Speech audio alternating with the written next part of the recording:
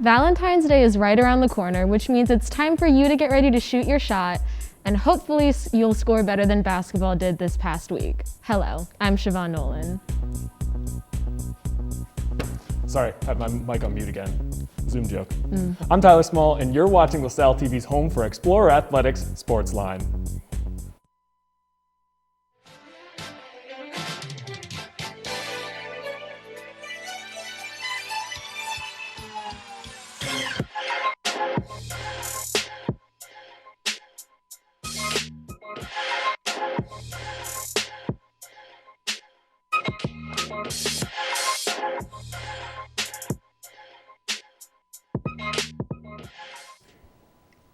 Welcome to SportsLine. We have all of your basketball recaps from the past week, along with catching you up on the latest preseason news coming out of LaSalle sports. And later, men's soccer goalie Mitchell Foster gives us an exclusive look into what the spring season holds for the Explorers. But first, let's take a look at our SportsLine top 3.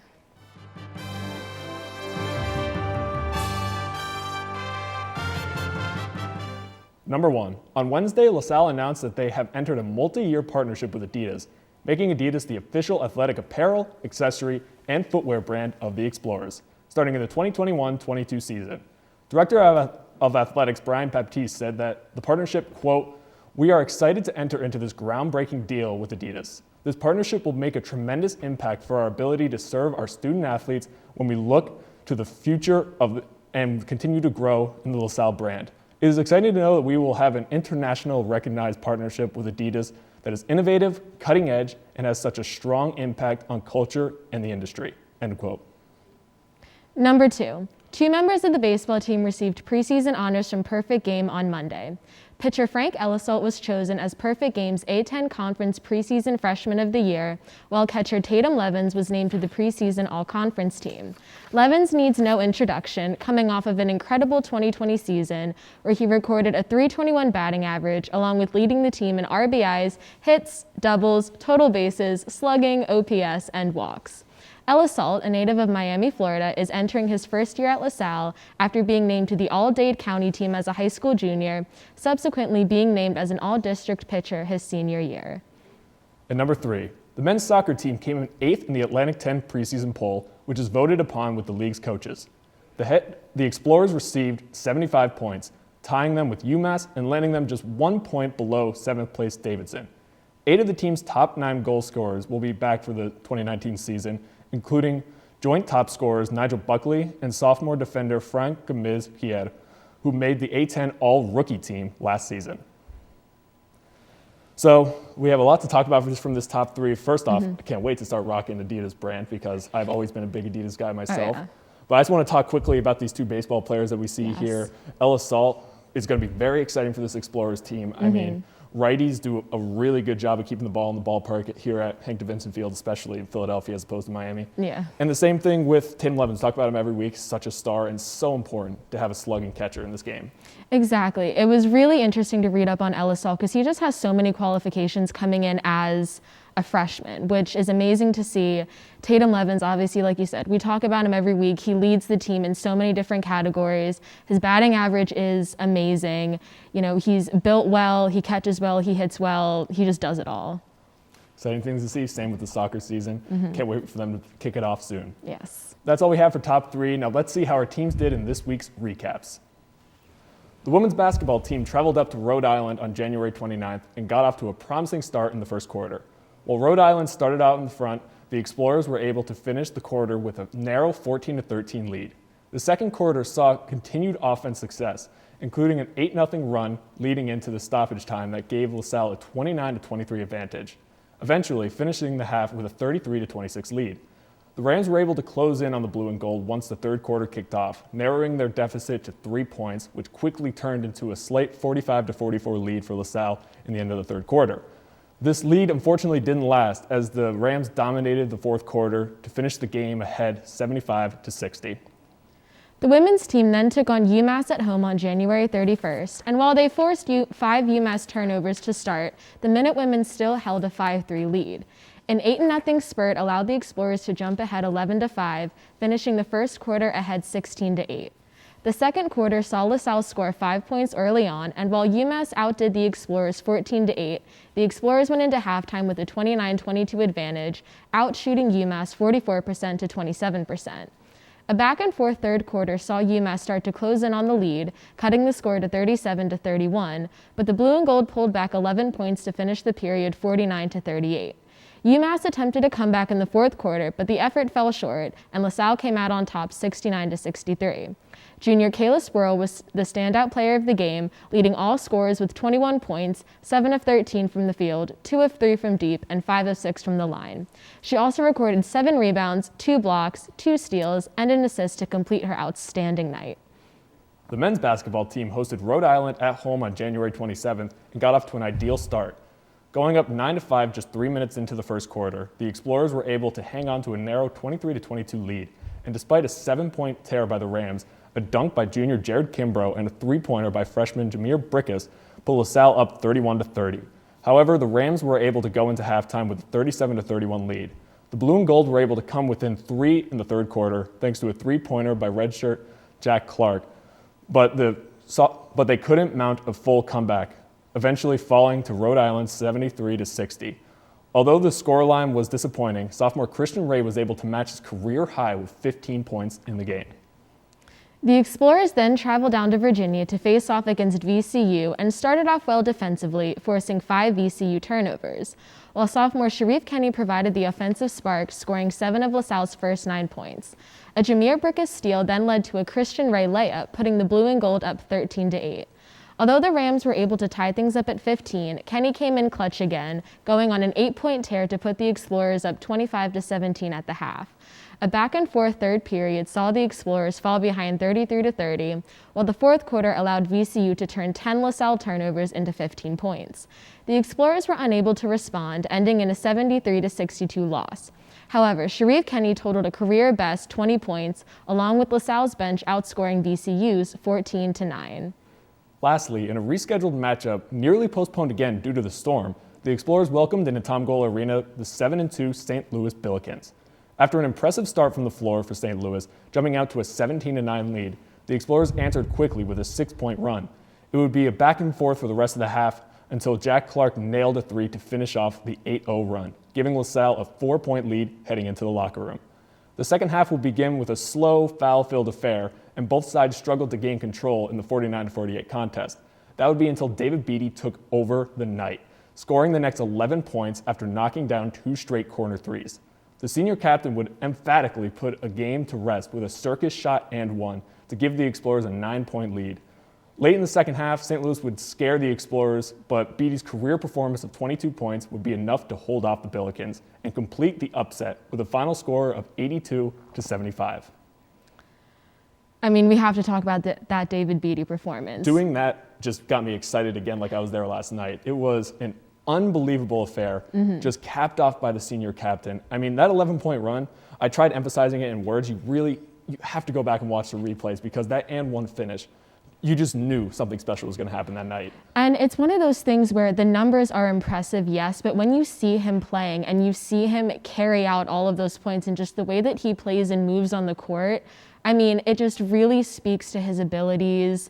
It speaks to how he is as a player, as a leader. So I think it's really amazing that while the stats back him up too, just seeing him play is just as enjoyable to watch. Absolutely. And we can talk about Beatty all night, obviously, but the other big player from this one was Sharif Kenny. 17 points, 13 for 15 from the free throw line. Now that seems like such a minuscule thing. You're a Division I player, you got to knock down free throws. That make or break games. And for a team that was struggling shooting the first couple of games, they shot 28% from 3 against URI, and then for the same in the next game, 27%. They shoot over 40% from 3 in this game. The biggest decider, and the free throw shooting was right there next to it. And that just goes to show that they, take every part of the game seriously. They don't skimp on anything. Every single detail matters to them, and it came out with a really big win. Really big win, and just want to emphasize the women's as well. We're probably going to talk about them too, but 1-1 on the week was awesome. But we run out of time here. That's just all we have for recap. But when we come back from this quick break, goalie Mitchell Foster gives us some insight on how the men's soccer team is preparing for the upcoming season.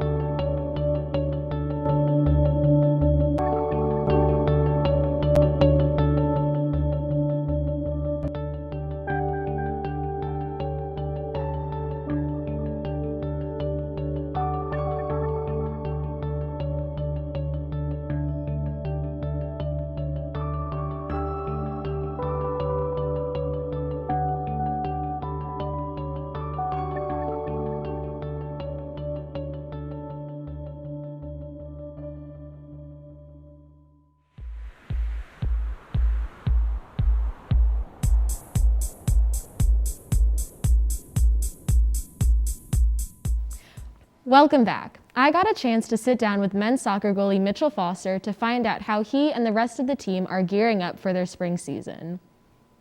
Now that we know that soccer is going to be competing during the spring season, how are you feeling about finally being able to get back into games, just get back into the normal swing of things?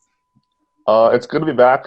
Good to be back on campus after like 9, 10 months of kind of being on our own. It's good to be back with the guys. Everyone's really excited about the season to get started. Our first game's in a little bit less than 2 weeks now, so everyone's really been looking forward to it. We've had a long time to kind of think about it and prepare, and then we've been back on campus for about almost 5 weeks now. So we've had a lot of time to kind of get ourselves prepared and slowly move through the phases of getting ready for the games. And I think everyone's just excited to get back on the field, hopefully, and get things moving forward. And so you're a goalie, and Yeah. being a goalie, you have a bit of a different way of training and preparing for games. You know, you're kind of doing your own thing.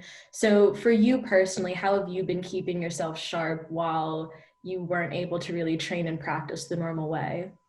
So I've just been training with. I got a lot of friends just back home who I train with over the last 9 months, and then obviously going back into the team, we have our one of our coaches works with the goalkeepers. But overall, it's been good just doing things on my own at home, back home. So, but it's been hard sometimes because training as a goalie, you need someone else there with you to help you out. So sometimes it's hard to get people to come with you or whatever else it may be, especially during COVID. Um, People are kind of worried about getting together or whatever else. So it was tough, but I found a good group of guys to train with, and then we made it work. Kind of a bunch of college soccer players all got together, so it was good. Productive 9 months. Yeah, you had some good guys like giving you shots to block and everything. Yeah, it was a good group of dudes. That's good. So obviously it's been a challenging time for everyone, the student athletes especially, because for a long time we were so unsure about what the seasons were going to look like, who was going to come back and everything. What has been the most challenging aspect of this whole thing for you? And how has that affected your game, your mentality, just getting back to normal as much as we can? I think the most challenging part of it all was staying focused for so long with no real end goal in sight. Because we left back in March. We got sent home, and it was like, well, we're going to come back in August. That's what they said at first, and so it was like, all right. I had that 5 months of like looking forward to August, and then kind of start of August, they were like, hey, we're not coming back for the semester. And I was like, oh man, there's no end in sight to this. So I think just staying focused on what I had to do school-wise and soccer-wise for that long was really tough. Just with no real end goal, no like, hey, I have a game on this day. That's what I'm looking forward to. It was just like, we're going to wait and see what's happening. Yeah.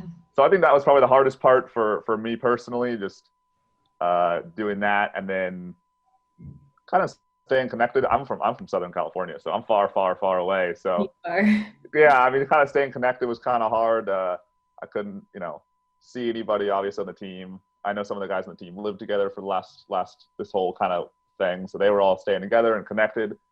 So those two things are the biggest challenges for me, but just got to work through it, work day by day. I mean, every day I got up and had a goal of what I wanted to do that day and kind of like what I wanted to accomplish soccer wise. So that really helped. And then I had a good group of like support system to help me out as well back home, friends and coaches and stuff that really kept me pointed in the right direction and kept my head on straight.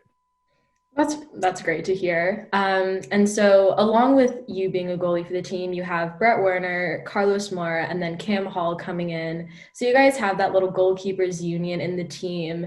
And what has the support system been like within that little group? Because like we said before, goalkeepers kind of off doing your own thing. So have you been in contact with them? Have you guys just kind of been leaning on each other during this time? Like what's that been like within your little goalie group? Yeah, it's been good. Obviously, I've known Brett and Carlos for longer than I've known Cam, but all the goalies on the team are good guys. Like we all support each other. We all understand kind of what each other goes through on like a daily basis in terms of like the mental side of it and the physical side of it and just everything that goes on with being a goalie. So we all lean on each other pretty well. They're all like first and foremost good dudes, but everyone's good goalkeepers as well. So that's good.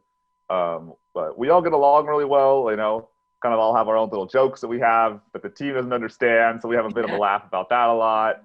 But it's a good group of dudes. Like the coaches do well in recruiting good people as well as good players. Like everyone fits along really well and we get on really well. So that's good. That's great to hear. And there's obviously a lot to be excited about this season. Something that we've been talking about a lot is you have those 11 new freshmen coming in. But what are you looking forward to the most this season? I think I'm just looking forward to like the team's potential.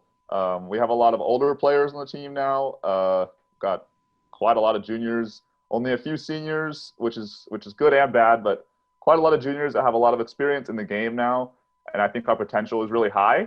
And then with the 11 new freshmen, I think we're excited to see how they all get along because we haven't really seen a lot of them because we've been in the pod training. So I haven't met a ton of the new freshmen. Like formally, I've met them obviously, but I haven't seen them really play that much. So I think we're all just excited about the potential that we have to do really well because we did well last season, and I think we want to continue to build on that, and we definitely all believe that we can do better. So. Mm-hmm. And something that I've been loving since it happened is John McCarthy, who appeared for Inter Miami in the MLS playoffs last season. He's a LaSalle alum. And I was curious to see what it was like for you seeing someone who was once in the position that you're in right now, just achieving that kind of success in the professional leagues.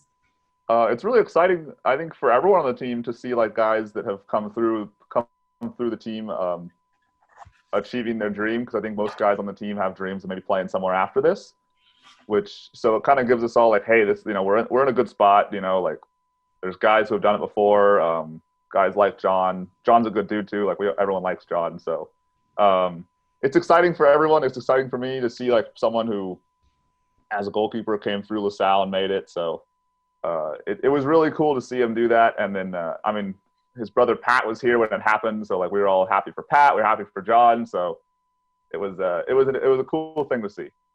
Yeah, definitely. It was very, very exciting. Sad that the union couldn't have made it further, but that's another issue. So, we talked about the 11 new freshmen, how you have your sophomores, juniors, a little bit of seniors, but overall you have a pretty young team compared to other teams in the A10. So, just that, and in general, what do you think your biggest strengths and advantages are going to be coming into other teams in the conference this season? I think our biggest strength and advantage could probably be our level of experience we have with the young guys we have. We didn't lose a ton of players last year. Only a few seniors left, so we have a lot of guys who have a lot of minutes coming back, which is good, and we can continue that this season and kind of next season. So I think that'll be our biggest strength, is we have a lot of key players returning that have a lot of minutes under the belt already as maybe sophomores or juniors only, as opposed to some teams probably have a lot of new guys coming in that haven't played a lot, or a lot of their guys haven't played a lot in general. So I think it's good for us to have that experience, even though the players are still young. And you're from California, like you said, and it's been very cold and snowy up here the past few weeks. How have you been adjusting to that? What have you been doing on your snow days? Was that like a big thing for you? I've been staying inside on these snow days. It's crazy. I brought my flip-flops and board shorts, and it's just it's terrible for me. I cannot stand it. If it's below like 65, I ask coach if we can cancel practice. Oh no. Yeah, it's terrible, but I don't know. It's fun. I mean, it's different. It's a change of pace. Yeah. It's not all sunny outside every day, so that's tough. But it is what it is. We got to adjust. Yeah. And yesterday it came out in the Atlantic 10 preseason poll that LaSalle was ranked 8th. You guys are tied with UMass, only a point behind Davidson. And after the team was pretty counted out last season, you guys were not projected to do super well. You defied those odds. You have a really good ranking, 75 points in that poll coming into this season. So what does that position in the standings mean for you guys, and how does that motivate you coming into the season to do the best you can? I think we still feel a little bit underappreciated in the A10. Because where we got ranked, we still did better than that last season, I think, if I remember correctly. And so I think we still feel a bit underappreciated, and people don't really know our full potential yet. So I think we're kind of excited to get the A10 going and kind of prove some people wrong and really reach our full potential of what we can do this year. And, you guys, like you were saying, you all get along well, you're great as a team, but are there any, particular standout individual players that you think are really going to make a difference for you guys this year? I think our returning center back, Frank, I think he'll really make a difference for us. He obviously last year was his first year, did really well. So now he really has that college soccer experience and like how to manage himself during the season. And then I think our guys step into the midfield, probably Sedin, also another first-year guy last year, had a lot of minutes for us. Now he can really get himself going, fully understand what college soccer looks like. So I think those two guys with they had their first year last year, did really well, and now with all those minutes, they can really improve upon that and hit the ground running. Yeah, and you're one of the more experienced people on the team. So what does that leadership role looked like for you and the other kind of older guys, especially in a time where things are really uncertain? You've got a lot of new players that are having to navigate their first year in collegiate soccer. So how has that been kind of helping to guide everyone through just really unprecedented circumstances? It's interesting because college soccer is so much different than like what you would think of like a normal soccer season would look like. You got a lot of games in a short period of time. So I think it really helps to have guys who understand how to manage the season, kind of manage your body and really help a lot of the new guys kind of understand like the different level of physicality of college soccer than like, the high school or the club sport. So that really helps. And then just kind of manage like the mental side of the game. It gets kind of tough sometimes. You got a lot of games. You're really tired. You're practicing. You're doing school. So I think helping some of the young guys manage that, because that's a whole new experience for them. That's totally different than going to high school and playing club soccer. It's a totally different experience. So I think helping them manage just their lives in general really helps. When I was a freshman, that really helped me. Some of the more senior guys kind of showed me how to manage like traveling and practices and games and being tired, and then I had to go to class. So being able to step up and help up the younger guys with that kind of thing, I think is a good thing for them. And just my last question to finish up. I'm a huge soccer fan, so I have my own opinion on this, but I have to ask you, Messi or Ronaldo? I'd have to say Messi. I think he's a better overall player than Ronaldo. I kind of grew up watching him, so I'd have to say Messi. Yeah, completely agree with that.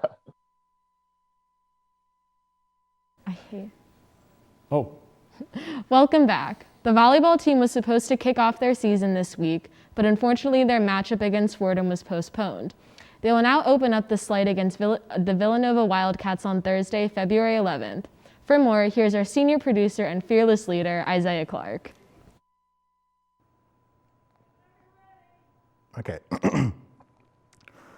Thanks, Siobhan. After their season opener with Fordham was postponed, volleyball looks to start their final season with a matchup against Big Five rival Villanova on Thursday, February 11th, on the road. The Wildcats finished their 2019 season with a record of 22-9, which includes a 3-2 loss against LaSalle, their first loss in matchup history. Villanova entered the Big East tournament, but were quickly bounced out by Marquette in the first round. This season, Villanova will be led by returners Mallory Potts and Sophia Howling. Senior outside hitter Mallory Potts was the kill leader for the Wildcats last year, which put her 12th in the Big East. Right beside her was redshirt junior Sophia Howling, who was third in kills on the team, while also leading them in blocks, putting her in the top 3 in the conference. On the other side of the net, LaSalle looks to go out with one last great run as the program is shutting down after the season. Last year, the Explorers were 15-14 overall and 8-6 in conference. They earned a spot in the Atlantic 10 playoffs, defeating George Washington in the first round before suffering a loss against number 1 seeded VCU in the semifinals. The Blue and Gold will feature an abbreviated roster this year, led by hitters Sam Graver and Liz Osborne. Senior Sam Graver was the star of the Explorers last season. She led the team in kills and worked double duty on the back line, ranking second on the team in digs. Her efforts saw her ranked 4th in the A10 in kills and points.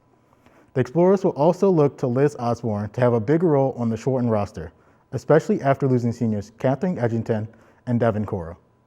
Osborne was 4th on the team in kills last season. Both teams feature a strong hitting core that had both teams in the top half of their conferences in hitting percentage.